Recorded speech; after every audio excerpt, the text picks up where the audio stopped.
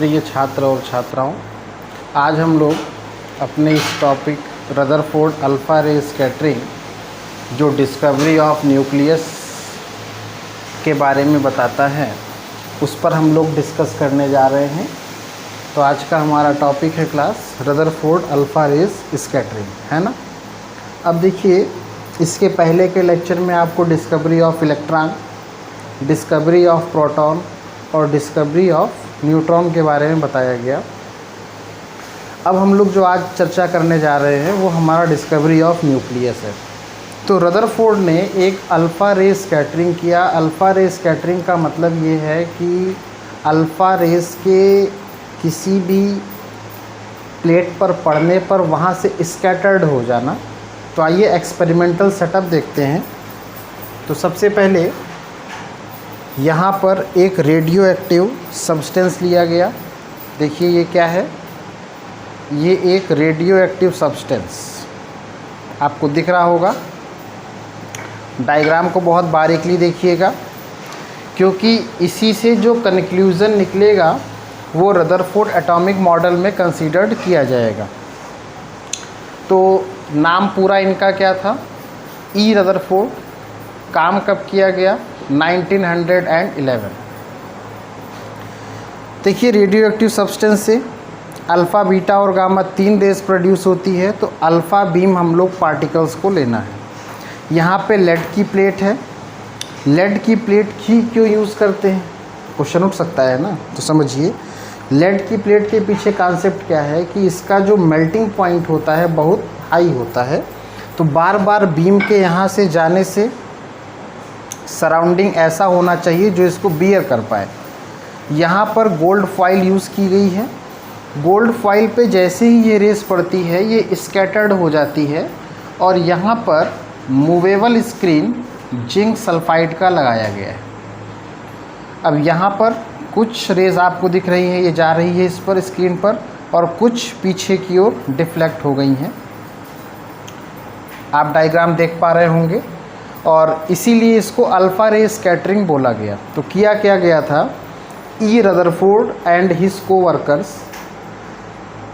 Found by an experimental setup that when an alpha particle strike on gold foil via lead plate, then it scattered on screen, some particles are deflected। तो कुछ particle अलग हुए। अब देखिए, alpha particle क्या है, positively charge particle है, helium का न्यूक्लियस है। तो यहाँ पर उसके एक्सपेरिमेंट को देखने के लिए यहाँ पर देखिए यह तैयार किया गया, और अच्छे से आप समझ पा रहे होंगे। कुछ पॉजिटिव पार्ट देखिए इधर चले गए हैं, कुछ स्लाइटली डिफ्लेक्ट हो गए हैं। अनडिफ्लेक्टेड अल्फ़ा पार्टिकल्स भी देखिए। डिफ्लेक्शन और अनडिफ्लेक्शन का मतलब क्या है, जैसे उनको सीधा जाना है, एक पाथ है कि हमको इधर जाना है। अगर आप अपने रास्ते से भटक जा रहे हैं तो ये आपका डिफ्लेक्शन हो गया, ठीक है। तो अनडिफ्लेक्टेड का मतलब जो सीधे चले जा रहे हैं।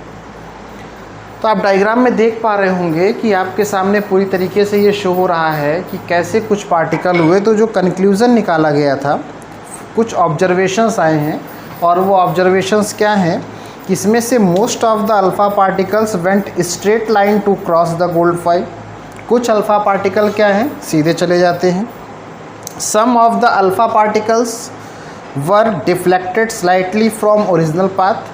कुछ अल्फ़ा पार्टिकल अपने ओरिजिनल पाथ से क्या हो गए, स्लाइटली डिफ्लेक्ट हो चुके हैं, ध्यान दीजिएगा। Some of alpha particles deflected through small angles. कुछ अल्फ़ा पार्टिकल जो है स्मॉल एंगल पर ही डिफ्लेक्ट हो जाते हैं। ये कंक्लूज़न निकाला गया था, जैसा कि अभी आपको समझाया गया। अब इसमें क्या हुआ, इसी के स्कैटरिंग फिनोमिना को ध्यान में रख कर के अल्फ़ा रे स्कैटरिंग से एटॉमिक स्ट्रक्चर के बारे में कुछ फैक्ट बताए गए। कुछ फैक्ट ये बताए गए कि एटम के बारे में डिज़ाइन पे क्या किया गया कि very fine positive charge particle बहुत छोटे हैं, और ये जो पॉजिटिव चार्ज पार्टिकल है एक स्मॉल एरिया में फिक्स है, जिसकी एटॉमिक रेडियाई 10⁻⁻13 टू 10⁻⁻12 और पूरे एटम की 10⁻⁻8 सेंटीमीटर। ये किसकी बताई गई? न्यूक्लियाई की। ये किसकी बताई गई? पूरे एटम की। तो और ये भी कहा गया जितने नंबर ऑफ पॉजिटिव चार्ज है वो टोटल नंबर ऑफ इलेक्ट्रॉन के बराबर होंगे। तो इस तरीके से कुछ मॉडल के बारे में यहाँ पे प्रेस्क्रिप्शन दिया गया और सारी चीज़ों को एक्सप्लेन कर दिया गया था। यहाँ तक कि रेडियाई बताई गई और एटम को ओवरऑल यही बताया गया कि जो एटम है वो इलेक्ट्रिकली न्यूट्रल है। तो इस तरीके से एक्सपेरिमेंटल सेटअप है। अल्फ़ा पार्टिकल्स कैसे कहाँ डिफ्लेक्ट हुए इसके बारे में समझाया गया और किस तरीके से इन्होंने मेंशन करके एटॉमिक मॉडल को प्रेस्क्राइब किया ये समझाया गया है। तो Rutherford alpha ray scattering is the phenomena by which alpha particle scattered on founding in the movable screen, that's why resulting are opted. Okay class, आज की बात यही रखते हैं।